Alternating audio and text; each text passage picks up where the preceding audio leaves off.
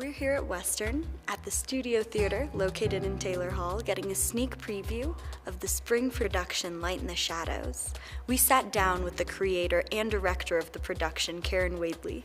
So Karen, please tell us about this new production. Well, this new production is a result of, or a culmination of a grant that I applied for last June. The grant is about community building, using arts to do community building. So I had always, or for quite some time, had wanted to find a way to tap into the immigrant, predominantly Hispanic community in Gunnison through theater.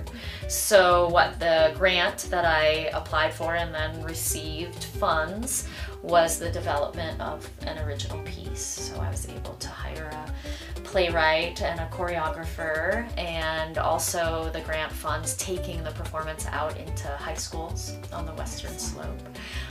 So essentially what we've done over the past 5-6 months is interview people in the community and had a set of questions that we wanted to generate some different life experience stories about being immigrants here in Gunnison.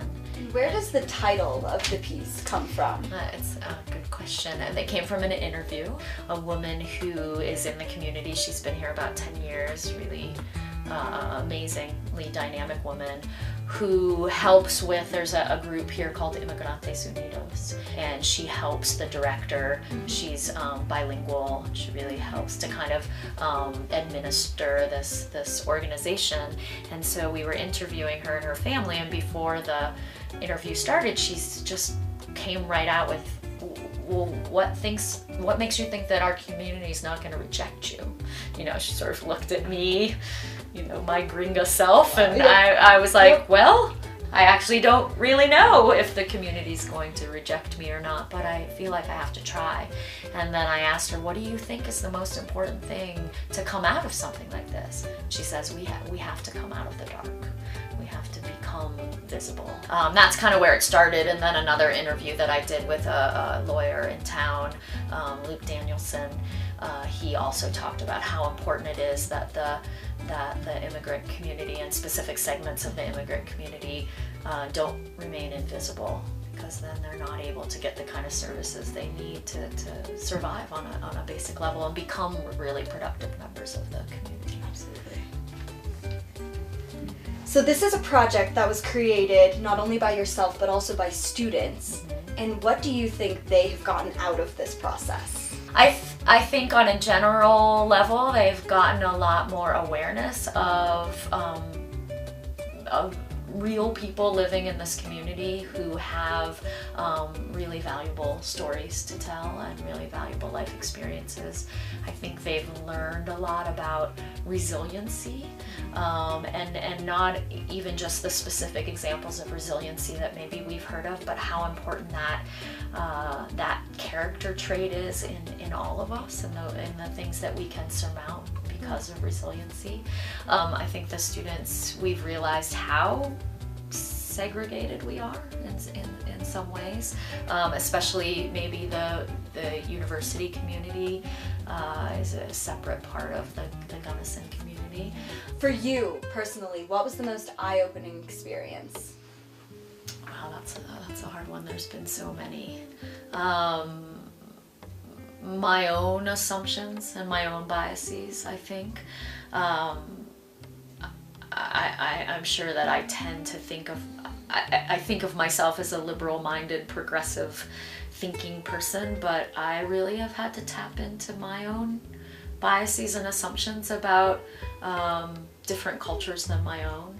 My naivete has been a real kind of, my own naivete has been an eye-opener. And then on a purely practical level, like all the things that I do and take for granted on a daily basis, can be such a struggle for someone who is here and who is undocumented.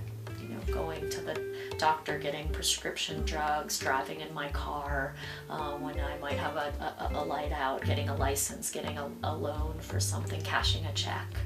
You know, these really basic life tasks that I take for granted that for them live in such a realm of high stakes. Yep, absolutely. So last question, what message do you hope this piece delivers to the Gunnison Valley and also to the school groups that you are traveling to?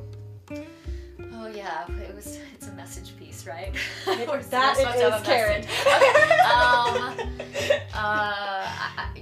To not sound totally simplistic, but that they are here, right?